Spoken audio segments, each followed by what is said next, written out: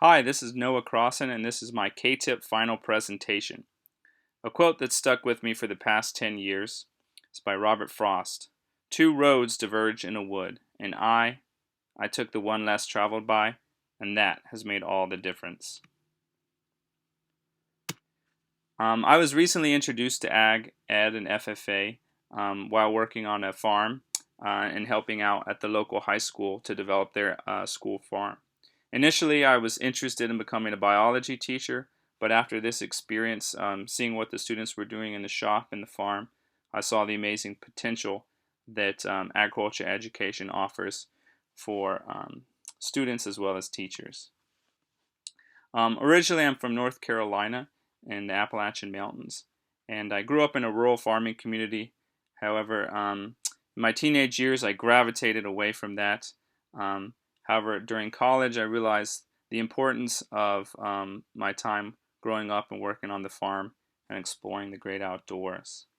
As an undergraduate, I studied Latin American studies with a focus on agriculture and natural resources, and also traveled to Latin America to do travel research in Chile, Bolivia, Brazil, and Mexico on small scale and indigenous agriculture. Following college, I read too much Steinbeck and wanted to move out west. I first worked in forestry and conservation before moving to California to work as a school district garden coordinator, teaching gardening and nutrition classes. Following that, I worked as an assistant manager for Metzger Farms and Winery, managing vineyards, orchards, row crops, and greenhouses. I also worked with the Calaveras Wine Grape Alliance as a grant manager for a grant and research project studying sustainable irrigation methods in high elevation vineyards. Following that, I served as an environmental project manager, managing native and invasive species. So why education? I realize it's been a central thread in my life through summer camps, tutoring, community center activities, and informal teaching.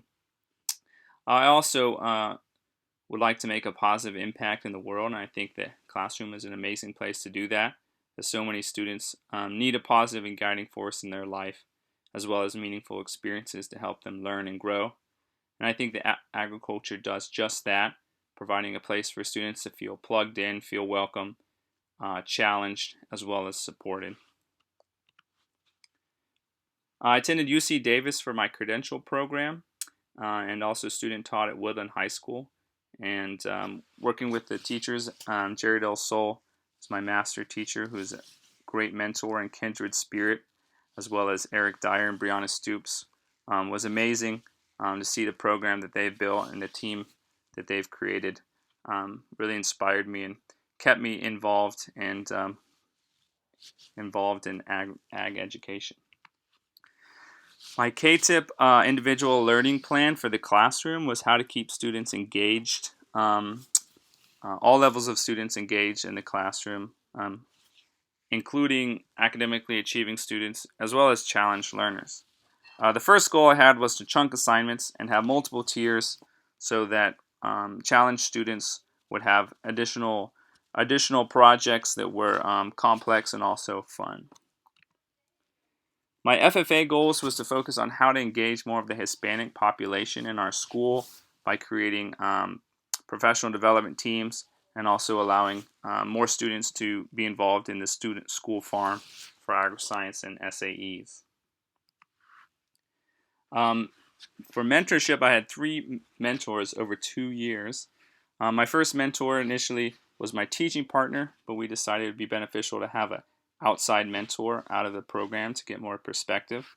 My second mentor, Bill Costanzo, was very content driven and gave me lots of great advice and curriculum and how to create current and engaging lessons.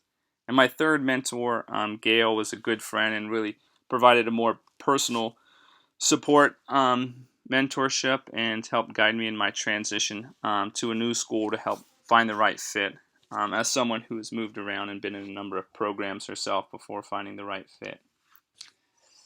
So my evidence of growth for my ILP is I developed an online learning system for students to access assignments, and I also had 7 advanced students submit their agri-science posters to field days in state. My individual learning plan for agriculture was I worked with 12 different Hispanic students on SAE projects on the student farm. And for my inquiry project, I developed a comprehensive SAE and student farm contract so that students and teachers are both covered and accountable for utilizing the student farm. In the FFA, I coached CREED and BIG teams, agronomy, and vine pruning. And I also had students submit agri-science posters to state for the first time. I oversaw projects to enhance our school facilities, and building garden beds, installing irrigation, and renovating the school greenhouse. And I pushed myself to participate more in FFA and CAT activities. The best idea I have is having an outdoor classroom or meeting space to host class or start class. Student feedback from this year was the majority of students' favorite part of the class was getting outside. However, it can also be the most chaotic classes. So having some sort of structure, some sort of seating area, or some place that you can give a semblance to a classroom and have structure is key. My advice is to surround yourself with positive and supportive people and mentors. Take time to enjoy your students, co-teachers, and build relationships, because that's where true learning begins.